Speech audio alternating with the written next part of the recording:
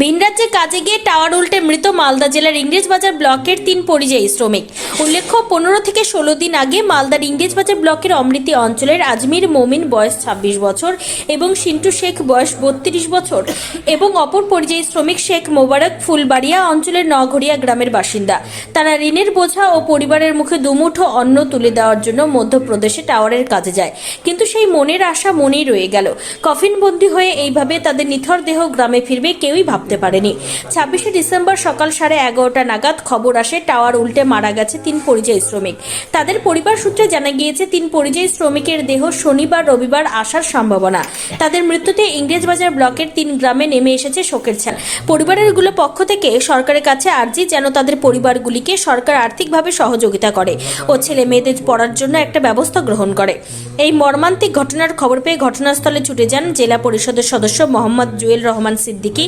তিনি বলেন, মৃত পরিযায়ী শ্রমিকের মধ্যে আজমির মমিন ও সিন্টু শেখ আমার এলাকার শ্রমিক। পরিবার দুটির পাশে আমি রয়েছি, এমনকি যে কোনো ধরনের সহযোগিতার ব্যাপারে প্রস্তুত আছি।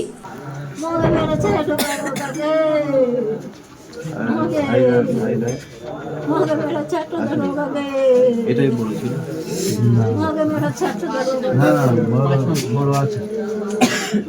যখন আমরা খবর শুনি যে টাওয়ার পড়ে গিয়ে মারা গেছে, তৎক্ষণিক আমরা ওদের নামগুলো যদি বলেন। আজমির মমিন, সিন্টু শেখ। ওদের বয়স 26 বছর, একজন 32 বছর। কবে গিয়েছিল তার কাজে? ওরা গত 15 দিন হলো শুনলাম। তৎক্ষণিক আমরা সবাই সাথে সাথে ছুটে আসি, আমাদের অসহায় পরিবারের সাথে আমরা দেখা সাক্ষাৎ করি এবং কি দেখলেন? সর্বতোভাবে পরিবারের অবস্থা কেমন?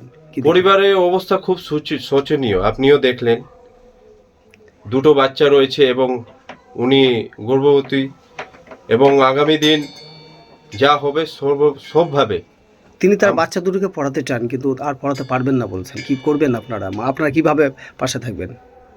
আমরা সব সময়, আমি বলেছি, আমরা ওনার পাশে থাকবো এবং যাতে পড়ে সবভাবে সব রকম আমরা সহযোগিতা করব, সব রকম হেল্প করব। দাদা, প্রচণ্ড অসহায় দুটি পরিবার।